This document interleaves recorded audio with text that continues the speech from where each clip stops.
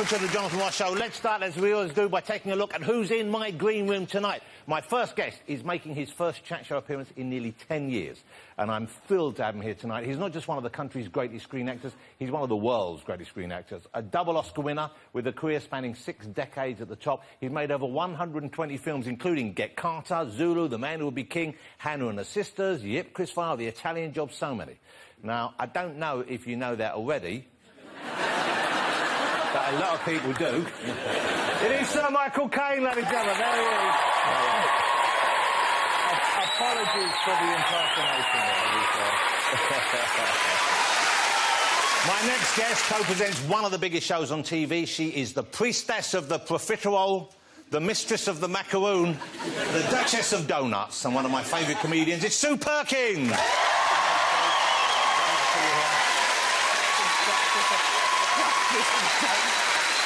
Now, up next is one of Hollywood's most exciting new stars. You may have seen him in movies like Chronicle and The Awkward Moment. He's now the star of the great new film Creed. It is the fabulous Mr. Michael B. Jordan. Hello, Michael. How you doing? Great. Thank you for coming. And finally on the show tonight, well, this fella's just won a Golden Globe for his performance in Creed, co-starring alongside Michael. He is, without doubt, a Hollywood great. He's a writer, a director, an action hero, a fine actor, and the man behind 2 of the most memorable screen characters of recent times. Of course, he played John Rambo and Rocky Balboa. It is the one and only Sylvester Stallone.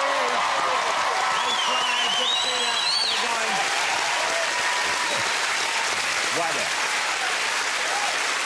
So let's get straight to my first guest. I've already listed some of his finest movies, but without question, I think his greatest achievement was in both 1969 and in 1974. He was nominated as Spectacle Wearer of the Year. He didn't win either time, but he was nominated, and that's what counts. It's Sir Michael Caine, ladies and gentlemen. Here we go.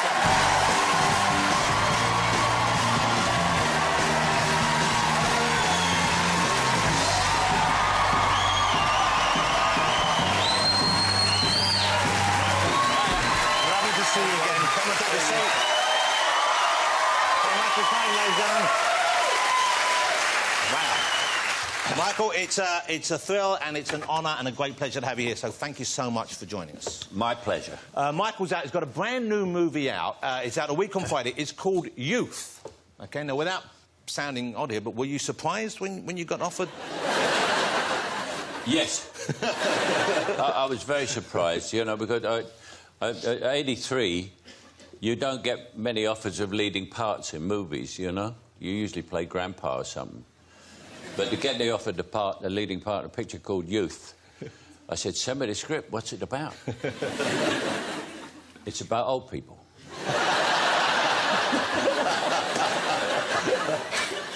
When did you notice that the parts were changing? When was it in your career when you got a script and you realised that you were playing one of the older characters and not necessarily the younger men? Yeah, I was about 60, 61, or somewhere like that, and I got a script and I read it and I sent it back to the producer saying the part's too small. And he sent it back to me with a note saying, I didn't want you to play the lover, I wanted you to play the father. Because you retired in 1996. Yes, I did. And you've made almost 40 films since then. Yeah, I retired again yesterday. And I've only got one film to do. I'm doing a picture for my grandchildren. It's called 4 Kids and It. I'm it. So are you really thinking about stopping making films then after that? Well, what happens is you don't retire from movies. Movies retire you. If you're very unfortunate in your first movie, you know. Yeah. It nearly happened to me. Yeah, and so this picture, Youth. Paolo Sorrentino is a great Italian director, and he just won the Academy Award for Best Foreign Film with Great Beauty. And then I got this script, and he had written it for me. And so I couldn't refuse it. I mean, it's a fabulous script, it's a fabulous part for me. But it's just, in this modern world, you get someone of this talent who would write a picture for somebody as old as me, you know.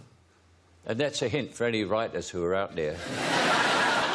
Let me ask you what the film's about, then, because we've danced around that a bit. The title's Youth, and you have the lead role, or one of the two lead roles, but you're the lead role, really. How would you describe it to people? What has it attracted you?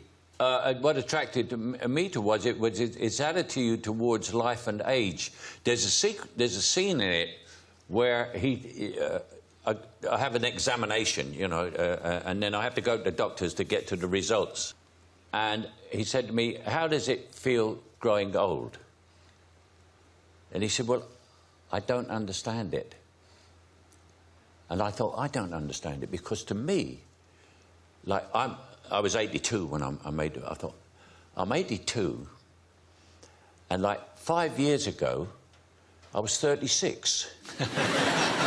What happened? I think you didn't pay attention to maths class. Exactly. That's what happened. How do you feel then about... Because it's inevitable. We're all going through it. But how do you feel about getting older? How do you make peace with it yourself? Well, I mean, the reporter said to me, "How do you feel about growing old?" I said, "Well, considering the alternative, fantastic." I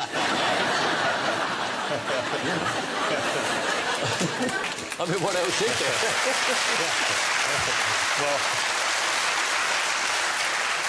there? Also, there's another incentive. I have grandchildren. When you get older, you get this incredible prize, grandchildren. You know, and all you do is just do the good stuff. Yeah. And then when directly anything happens, you give them back to the parents, you know? How many do you have? How many grandchildren? I have twins of 6 and a boy of 7. Wow. And what are you like when you're with them? Are you a kind of fairly strict grandparent? Or Oh, no, I'm just a putty in their hands. Yeah, I'm a source of presents. Yeah. Let me show you the poster for the movie. I want you to look at this poster because it's a wonderful poster and it sums up a lovely film right there. Somebody's got to do it.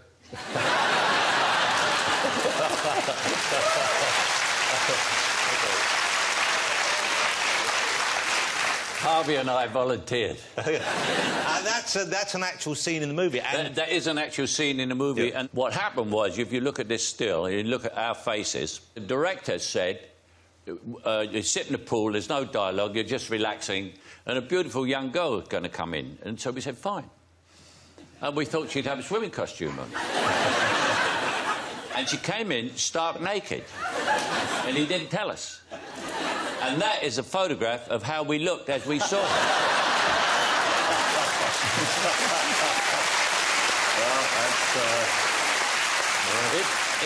It's the best acting Harvey and I ever did. But there's a wonderful story with this girl. Her name is Madalena. And, like, she came in, she did a nude scene, you know, and then she's very beautiful. She's been a model, you know. And you fall into prejudices with people quite naturally, you know. So we're all actors. And then she had a scene where she had to act. And we're sitting there, it's Harvey and Rachel Weisz and me sitting at the side. And she's talking to Paul, he has to talk to Paul Dano. And we all thought, oh, she's going to screw this up to us. We never said it, but, you know, oh, God. And she gave such a performance. She was fabulous. And she's such a good actress, you know? And it sort of teaches you a lesson not to judge people by appearances, although her appearance is very good. She's a beautiful young woman, and, of course, you have been married now, I think, you're in your 43rd year of marriage. To the January the 8th, I've been married for 43 years. Wow, yeah. That's something, isn't it? That's something. Wow, that's incredible. And what's the secret, then, if there is one? I mean, how do you keep... The secret of marriage is 2 bathrooms. You never want to share a bathroom with a woman. Never. You wind up with a little corner like that with a shaving thing and a toothpaste and there's all this stuff. So that's her corner with the shaving thing and all your stuff is all all the creams. Well, I'm older than she is. I need more stuff. Oh, well, let's have a look at a clip. So this is Youth. It's out on the 29th of January, and I think it's one of Michael's finest performances. Look at this. Daddy, I've arranged the full service for you. You're going to have a massage, a sauna, checkups with the doctor to help you get back in shape. At my age, getting in shape is merely a waste of time. God, you guys have got a strange friendship. No, it's not strange. It's a good friendship. Her Majesty the Queen would be simply ecstatic to hear you conduct your famous simple songs. I will not.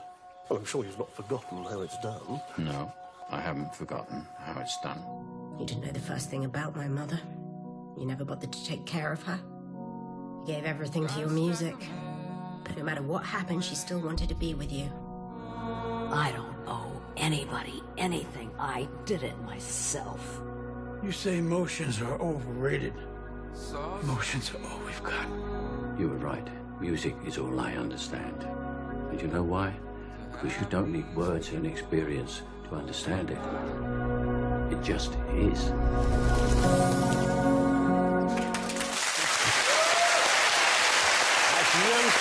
Starring Sir Michael Caine, Harvey Keitel, Paul Dano, Jane Fonda. What a great cast. Wonderful. In that film, your character is reflecting back, he's looking back over his life and Yes. aspects of his life. And, of course, you coming on the show, I've been thinking about your career and your life in that way. Let's talk about Get Carter. Yeah. Incredible film. Yeah. I mean, still one which you look at it and still feels somewhat brutal, even by today's standards. Yeah, it is, yeah. Did you base that character on someone? Was there a reason you wanted to play that man? Yeah, I based it on a man I knew, and he'd never gone to prison, and I knew, we all knew, like, you know, he'd done 4 or 5 murders. And I based it on him. It's the way they talk, and there's a special way. It's just like a shorthand for everything. And then after I'd made the movie, I was in a club, and I saw him. And he came over to me, and he said, I saw that movie you did, Get Carter. I said, oh, yeah, what do you think of it? He said, biggest load of crap I've ever seen in my life. I said, why do you say that? He said, you weren't married. You had no responsibility for getting the money for your wife and kids. That's what was wrong with it. You weren't married. And he walked away. And I thought, what a strange view of that is that the morality was that he had to get money for his wife and kids, and I was doing it just to get money for myself, being a gangster. So, like, that justification made it OK to him? It made it OK for him and not for me, and that's why my picture was crap. That's so weird, isn't it? It wasn't crap. I'm glad he didn't review Jaws 4, because then you'd have been in big trouble, wouldn't you? I don't know, I've never seen it. Somebody said to me, have you ever seen Jaws 4? I said, no. I said, but I've seen the house it bought for my mum. It's fantastic. You know what? It's not as bad as they say. Isn't it? No. I've got to get it. The bleeding shark didn't even work on that. I thought we were in trouble when the shark didn't work, you know? You see the shark and the guy comes out of the mouth with a spanner. Do you get bored when people ask you about the old movies? Is it something that... No, I don't. OK, great, because I'm going to have to mention The Italian Job.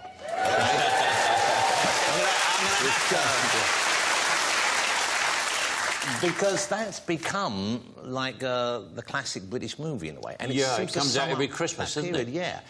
Do you ever watch them back? Do you ever watch old films? If you catch one on TV, do you ever sit through it again? I sit through certain bits if there's any laughs. The Italian Job was an amazing thing for me because I had no driver's licence. I couldn't drive. But, I mean, I did a lot of driving, but not the dangerous stuff, you know. Yeah. And I didn't do the driving through all the water and all that. You know the ending of The Italian Job, of course, and you all know the ending, no spoilers here. Yeah. It's what's going to happen next. Yeah. There must have been attempts over the years to follow that up with a sequel. Yeah, we had a sequel. What happened was we were in the south of France, we switched on the engine, ran the engine for several hours. It's on the edge, and it's rocking, isn't it? It's on the edge of a cliff like that. So we switched on the engine and ran the engine for several hours, and then the gold was at one end and we were at the other. The engine ran out of petrol, so the balance went all right. We got out of the coach, and then the weight of the gold pushed it over, once we were gone, to the bottom of the cliff. Waiting at the bottom of the cliff was the French mafia, and they ran off with it, and the sequel was we chased the French mafia through the Riviera. So it would have been The French Job? It'd be The French Job. Wow. Yeah. And the reason it didn't happen was I went to America to do the publicity, and the poster was a gangster with a machine gun sitting like that with a stark naked woman on his lap. Yeah. And I said, what's this for? There's no naked women in the picture. I said, men who want to see naked women will go to the picture and walk out, and women with children won't go and see it. It's just made for kids and fun, you know? Yeah, it's a caper movie. And I had this big row, and I came home, and I never publicised the picture. And so it died in America, and so it never got made again. In a way, though, that's great, because it's kind of a perfect movie. in and of yeah. itself. And if you'd have made a sequel, I don't think it could possibly... It wouldn't have been better than that, you see. Yeah. OK. I'm going to show you, I'm going to indulge myself here, and I hope you don't mind, I'm going to show you a little clip here which you will instantly recognise, as will you, because this has become one of the phrases. I know the phrase. You know which one I'm going to show you, don't you? Yeah. OK, have a look at it. 5, 4, 3, 2, 1, go.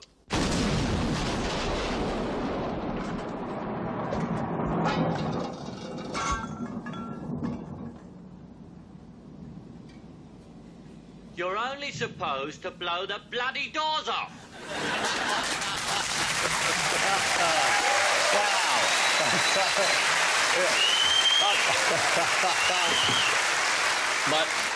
My last birthday, I got a card with a picture like that on it, and on it said, "You're only supposed to blow the bloody candles out."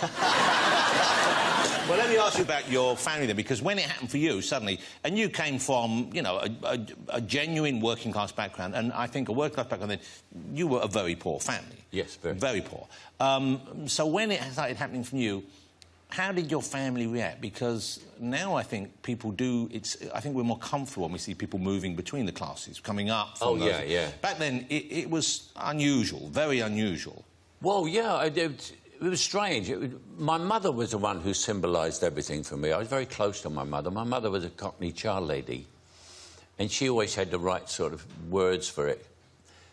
One day she said to me, she said, "How much do you make for a film?"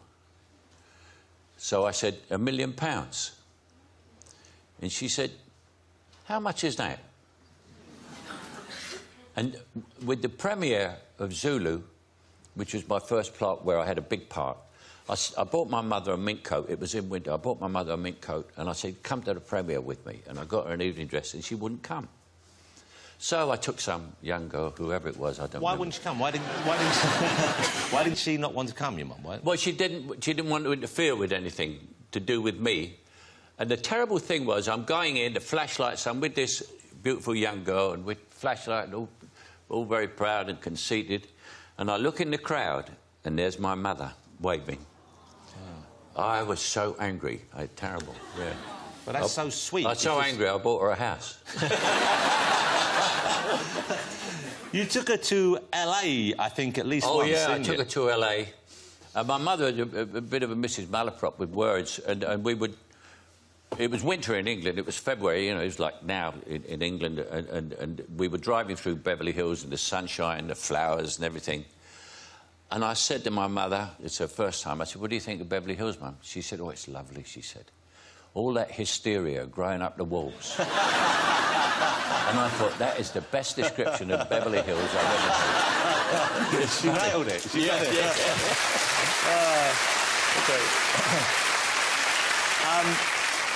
What do you look forward to doing when you have a new film script coming your way, or just a year ahead? What is it that you like doing? So, you know, is it working mainly? Is it hanging out with your wife? What is it that keeps you feeling good? I like doing comedy and trying to get laughs. One of my favourite films is Dirty Rotten Scoundrels. What a great film. What an incredible film. I love that film, and I like to get laughs. The first thing I look for, even if it's a drama, I look in the script, I look to see if there's any laughs in it. You know, because life has laughter in it as well. So what is there that you want to still do? Are there people you want to work with? You love doing comedies, and you're great at doing comedies, but are there... I know you love working with Christopher Nolan, and he seems to... we've done 6 pictures. Since you retired, you've done 6 pictures with Christopher Nolan. Yeah. Yes. So will you be working with him again? I don't know. He's already got a new movie coming out about Dunkirk. Okay. I'm a bit old for a soldier in Dunkirk. I could be an old-age pensioner who went in the boats and rescued them. Yeah. My father was at Dunkirk. Was he? Yeah. I didn't know that. It's yeah. incredible. Yeah, I remember when he came back. I said, "What was it like, Dad?" He said, "Don't go there."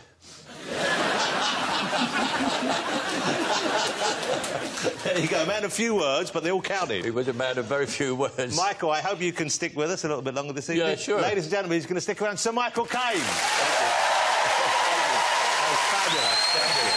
Thank you. Still to come, I'll be chatting to Sue Perkins, Michael B. Jordan and Sylvester Stallone are here as well, so don't go away.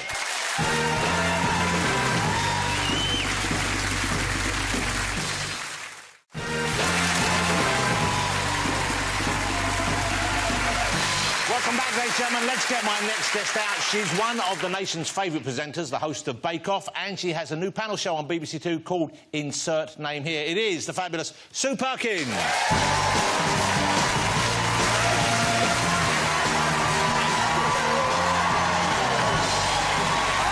how are you? Thank you. Come over here, Sir Michael Cameron. Good evening, sir. See you there, Sue. Oh, can I just say, I love Dirty Rotten Scoundrels. Yeah, incredible comedy. Thank you. It has one of my favourite lines, which I think comes from you, and it's Ruprecht, get the genital cuff. It's followed by a wonderful sort of gazelle-like jump by Steve Martin. It's really very funny film. Well, Michael's got to be one of the few people in the country who I know, and please don't take this personally, but I know you've never seen Bake Off. No. Do you know what? Michael also doesn't eat sugar. No, I don't eat sugar. Well, imagine a programme that was...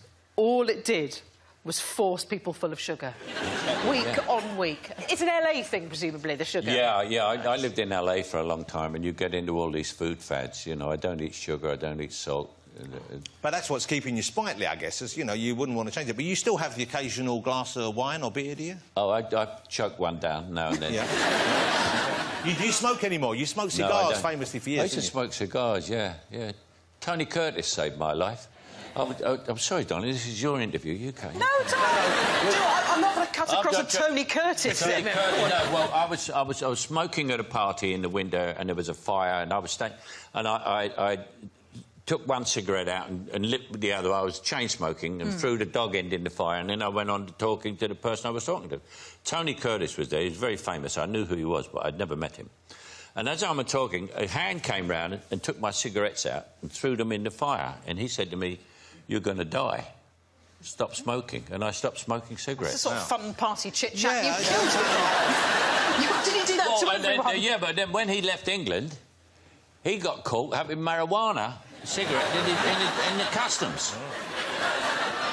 So he was... I think what he meant with me was not give up smoking, he meant give up smoking tobacco. Yeah. And start on the ganja. Start on the Have you ever had a toke of the weed, Michael? Yeah, I smoked a marijuana. It's a lord of the realm. Well, we're supposed to be talking about pies here.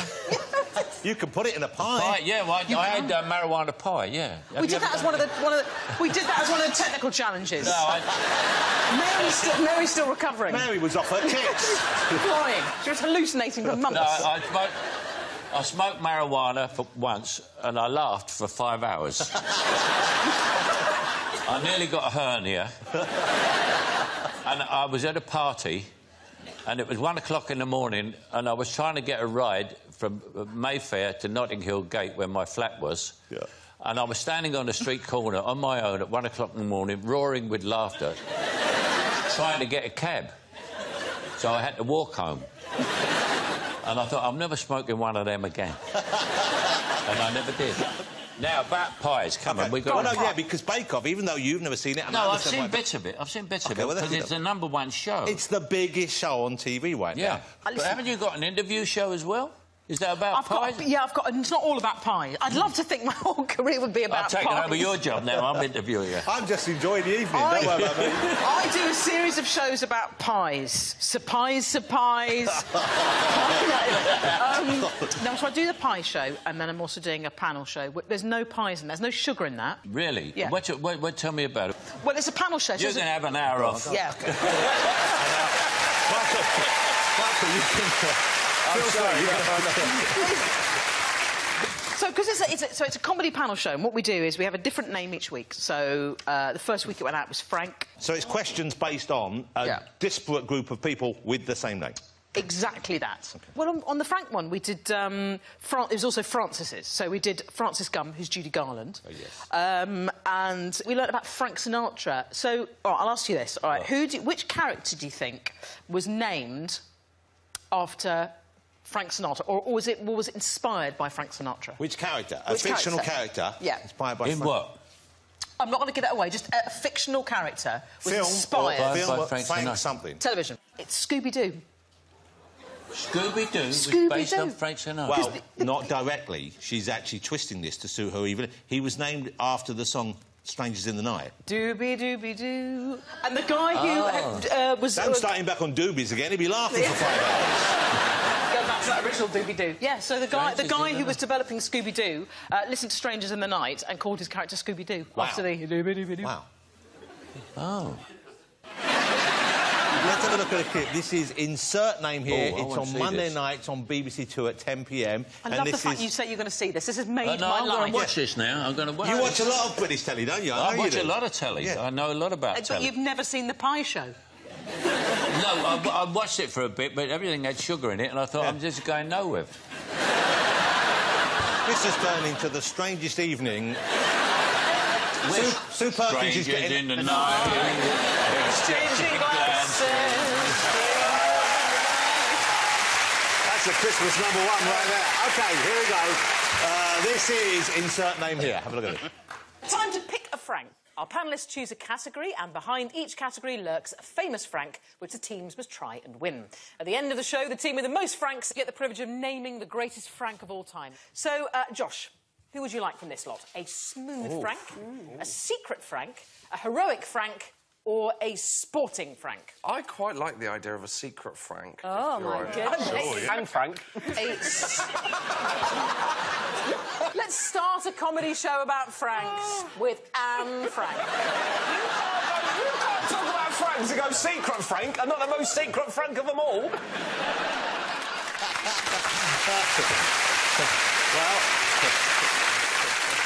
And you can kind of do anything you want, I guess. It's 10 p.m, BBC Two. Yeah, if we're doing Jonathan, you can do absolutely anything. We could obviously cover Jonathan Ross, we could also do John of Gaunt.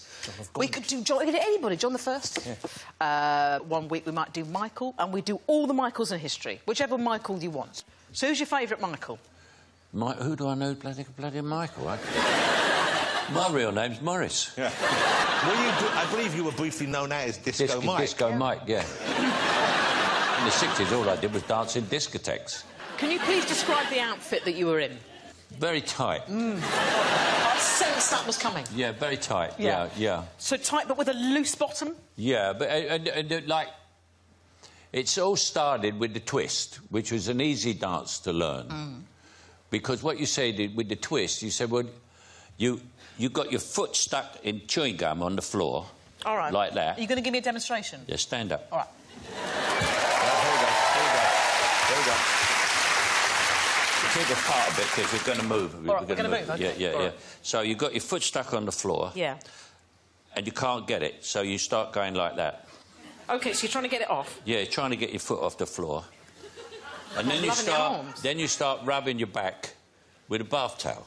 Oh. So then you're going like that. And that's the twist. And Michael, show us how you first learned the moonwalk. Now, Bake Off must be starting again soon, I guess. I know you must start filming it. Do you start this time of year? There's a secret field in sort of southwest England that's you know, is galvanising for the big push. So we start again, I think, in What Is Mary Doing to Me There? Wow.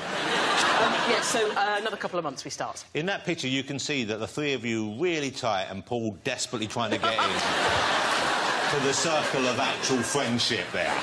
But he is the worst sort of practical joker. So he downloaded this fart app from the App Store. Oh, yeah. I mean, you might have downloaded it, I don't know. But, you know, basically it produces... But you are up to date with all the modern tech, aren't you, Michael? I know you get a fart app, So this fart app you can get it will deliver a range of farts from a dry, tight fart to, I can't actually believe I'm saying this to you, to a looser, more florid fart. You are the first person who's ever said this to me. I think I won't be the last. But what you can do is you can put it on timer, so it will wait 30 seconds before it releases. So Paul will always put it in Mary's back pocket. And we'll do that sort of walk into the tent looking very serious. And just as we're about to deliver the technical challenge, this explosive eruption comes from Mary's back pocket. And he did that for an entire series, I think series 4, until the very final, where we did it, there was this kind of explosion. And Paul just looked at me and went, it's not in there. And Mary had, Have I made you want to download the fart app now? Yeah, I'm going to do it when I get home. I think my eldest grandson has it. I wouldn't be surprised. Yeah, because I remember sitting down the other day and it went off.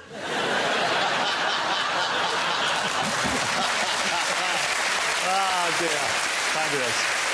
Sue, so lovely to see you again. The show, as I said, Sue's new show, Insert Name Here, is on Monday nights, BBC 2 at 10 p.m. It's very funny. Make sure you watch it. Ladies and gentlemen, Sue Perkins and Sir Michael Caine. Thank you, Sue. Still to come, we'll be joined by the stars of the new Rocky movie. That's Creed, Michael B. Jordan and Sylvester Stallone. So don't go away.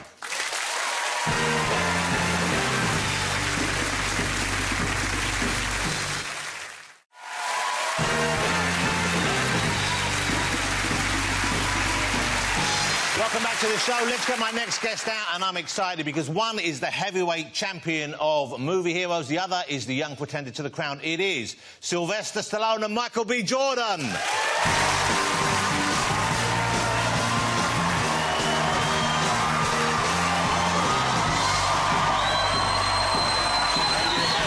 Congratulations. Michael, great to meet you, mate. Thrilled to meet you. Come and sit down, fellas. Come and sit down. Wow. There we go. Great to have you here. Thank you so much for both being here. Well, let's start with the movie. Let's start with Creed. It's a new Rocky movie. It kind of is a new Rocky movie. It kind of is a new kind of film. Yes. The Rocky's in. But it's incredible when you think this is 40 years since you first Yes, I know. came out as Rocky Balboa. Who would have thought that? I don't know. You weren't even born. That's what's amazing.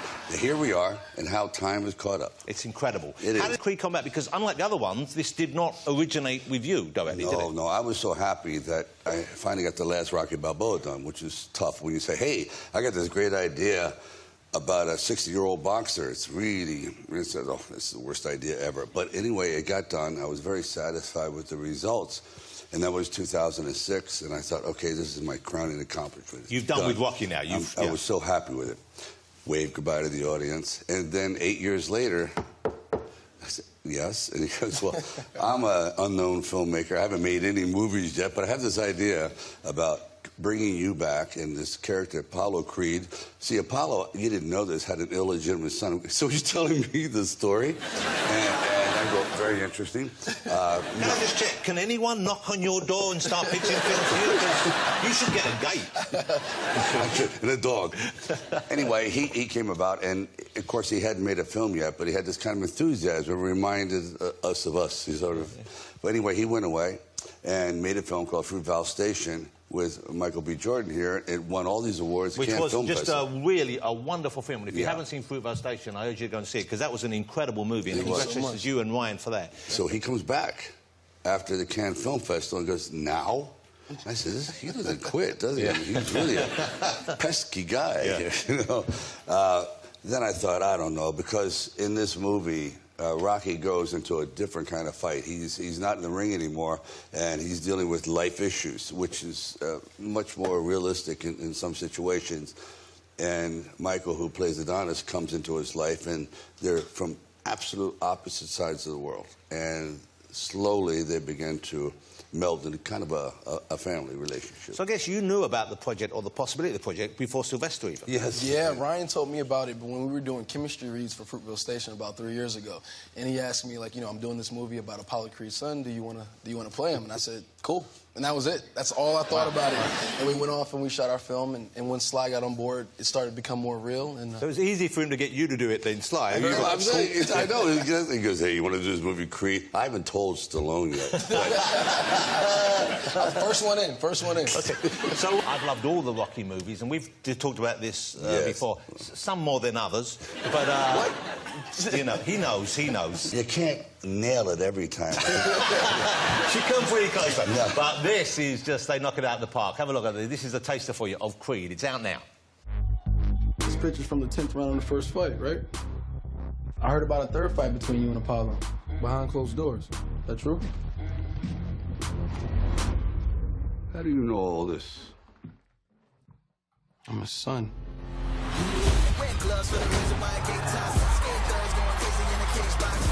Looking at the world through the TV, a table, rapping over beats. They made electric chairs for us 9 days. Last meal's no bitch, then try to stay. Death row like sugar in a lake pot. Maybe he could dig a tunnel while the A-block. A great fighter once said, it ain't about how hard you can hit.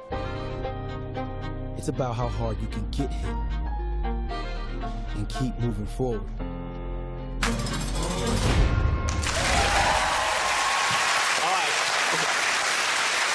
It's emotional, it's powerful, and it's one of the great screen characters back on screen. But the training for that, to get into that kind of shape, and knowing that you're going to be compared by film fans to the original Rocky, that must have been some pressure. How much time did you have to put into getting into that kind of shape? About a year and a half. About a year and a half. And it was that fear of watching, you know, Rocky up there and Carl Weathers, you know, they were ripped, you know. And for me, it was that fear of not coming close, you know. So I worked out as hard as I could, completely changed my diet. I was eating grilled chicken, brown rice, and broccoli for about a year and a half. 6 days a week. Wow. Worked out two to three times a day, and yeah, put the time in. And then when you finish that, when you finish the movie, do you then go out and have just as much pizza as you want for a week? Biggest cheesesteak you can possibly buy. And I ate it till I got sick. It was a lot. But you didn't have to stay in shape for this. I mean, you look in great shape, but you... I became a total food degenerate. Thank you very much. Yeah, I discovered, I just backed up to the fat hose and let it go. As they say, I just turned it, pulled, spigot on. Michael, let me ask you about some of the other films you've done in the past, because I saw you in Chronicle. Yeah. And that was a great film. I don't know how many people saw Chronicle, but it was a totally different take on the superhero thing. And you seem to be... I get the feeling that you're putting your personal life on hold a bit while you concentrate on your career. Would I be right there? That was the start of it, as far as I was concerned, but is that what's happening now? Yeah, I mean, honestly, you know, I didn't go to college. I didn't go to school. And for me, you know, everybody else was going to class and studying. I was working on my craft. So I decided I was going to sacrifice all of my 20s for my career, just laying down that foundation. So once I, you know, started to, you know, have my feet planted firmly in the industry, then I could kind of start to relax a little bit and live life and enjoy it. That's kind of my mentality around it. And by relax, we mean what exactly? I mean, work hard, but just breathe. Just take a minute to, you know, smell the air. And so enjoy the good times. Exactly. Enjoy the ladies. Exactly. Is that what we're talking about here? That's what we're dancing around here. I warned you. Well, you told me back there. No, I get it. Yeah, you know, Sly, we have to ask these questions. I'm curious, too. I'm having a good time. Good. Yeah. I'm pleased. having a good time. You seen that? But you live, am I right, Michael, that you live with your mother still at the moment? My mom just moved in. She moved back in with me, yeah. Wow. So that's well, that will help keep things in line, I would have It's thought. definitely a change of pace. Yeah. It's definitely a change of pace. That's funny. Walking around with more clothes on, you know. But what about you? What do you mean? What about me? Oh, I thought your mum. I'm sorry. No, both of you. Yeah, both of us. Both Yes, of you with the clothes on, of course. Yes. Yeah, man, she's a sweet woman, man. She's my heart. She's my conscience and my spirit. She keeps me grounded. She actually lives at the house. She has her own room, has her own get up. You know, my dad's gonna come in and move in for a little bit, and then they're gonna find their place. No house parties for a while. Yeah, your mum, who I've had the pleasure of meeting with, so she is a remarkable character. Yeah, she is. She is. I kind of love... I remember asking you once, when you were a young man... Yeah. She used to manage a group of lady wrestlers. Boxers. And wrestlers. Yes, you're right. Wow. So did you see much of that side? Did you come home and were they ever in the house? Did you go and see them? And they were, you know, they weren't really wrestlers. They were kind of unemployed pole dancers. But they said, oh, lady wrestlers. I said, please, you know, it's like so they'd slap each other and do this. And I just frolicked around and just did the best I could. I've never met an unemployed pole dancer.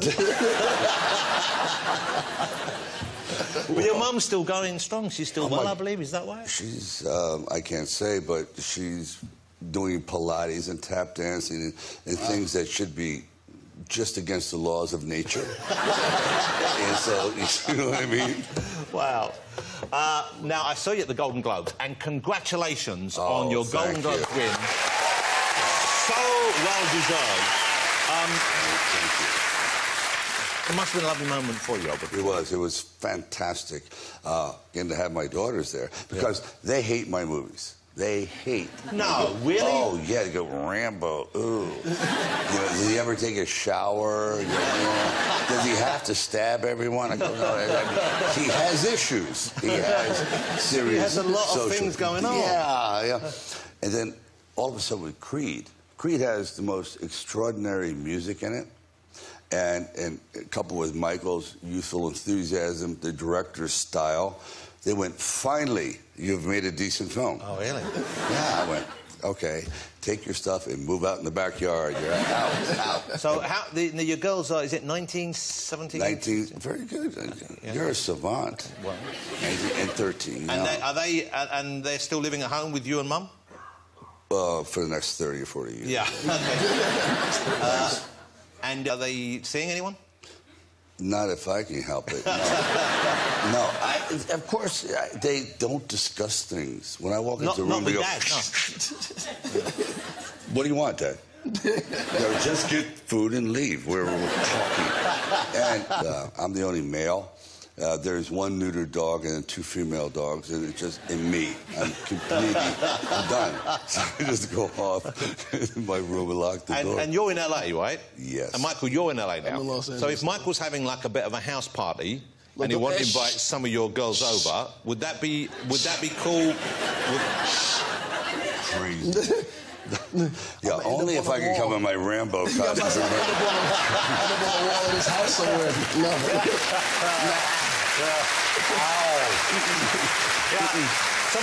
Someone reaches in for a beer and Rambo comes out the top.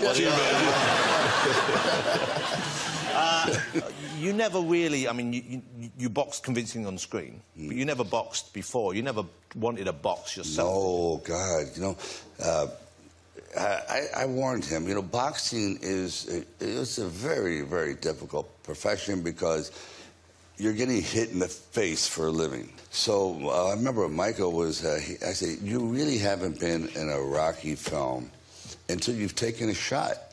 Carl has hit me, Dolph Lundgren put me in the hospital, Mr. T, forget about it, he crushed me with a name like Clubber. Okay, I got clubbed. I said, so you have to have an initiation into the club because, bring it on. So you have a British fighter here, Tony Bellew, who is a really powerful, big, 6'3" guy, huge. And when fighters throw punches, it isn't like in the movies, Johnson, where a cowboy, these big... But in the movies, you miss by quite a bit, don't you? You miss, and there's these big, overemphasized punches. Boxers, boom, it's very, very tight. That's what makes it so powerful. And to the untrained eye, you say, it doesn't look like much. Well, ask him. Were you knocked out at this stage? Not knocked out, but I was definitely smelling the ground for a lot longer than you were snoring. So you saw this. Did you see him get knocked down? He instigated. He's the reason why I got hit. He was dreaming. He was counting sheep. Yeah, I was out. But he popped right up. Yeah. Said, when do we start? I go, you were knocked out. Oh, no, man, let's do it again. And we didn't even get that one because just Tony's practice. glove was in the way. It was crazy. Are we rolling? No. Because the first time we did it, we didn't even get the shot. We had to do it on the second take. Well, they said we've got some footage. Oh, good. So we've got some footage. I haven't seen this. This was on a phone or something, so this wasn't part of the film even. He was sitting there. It was on your phone? I just had to get this on film. I'm going to send it to my daughters as a warning, but listen closely to the sound. Now, did you know that he was going to connect? Absolutely. Wow. He set me up. He set you up. Okay, this is Sylvester Stallone setting up Michael B. Jordan off camera. Background watching and action. Right around that. Right around that. That was solid. Why not his head? It's slow motion. He turned right into... Wow. Yeah. You're still loving this. Yeah, he's a big kid, man. Let's see that again. Let's see that again in slow motion for Sylvester. Let's have a look at that again. Here we go. Guys, wait for it. Boom. The head goes. Wow. Body goes wow. Yeah, that wasn't too fun. Oh, wow. That wasn't too fun. It was the best. So it was great. We're going to take a break, ladies and gentlemen. When we come back, Sylvester and Michael B. Jordan will still be here. Don't go away.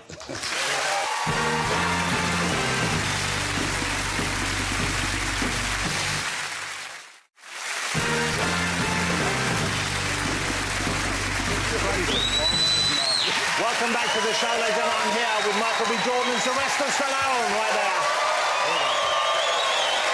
So, I know, Sly, you've been to this country a lot, and you know how much love we have for you here. I know you know that. Michael, you've been over a few times. You were over with Bear Grylls, weren't you? Man. Bear's, he's a childhood, hero of mine. Yeah, I did one on the show, Running Wild, with Bear Grylls. He was out there. We went to Wales. No. And What do you you were mean? eating wild, raw things? Well, I mean, I ate boiled worms, Get out. which is not as good as it sounds.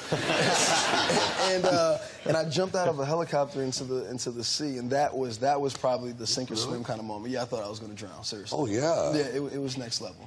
And you figure because it's a show and it's Bear Grylls, he would be safe, but no, it's not safe at all. Well, because he's a maniac. Yeah, he's a maniac. Well, since you put it that way, yeah. You should do it. Never. You know, he actually emailed me a couple days ago and asked me if you wanted to do the show. I was too scared to actually ask you if you wanted to do it. Tell him to call Arnold. What?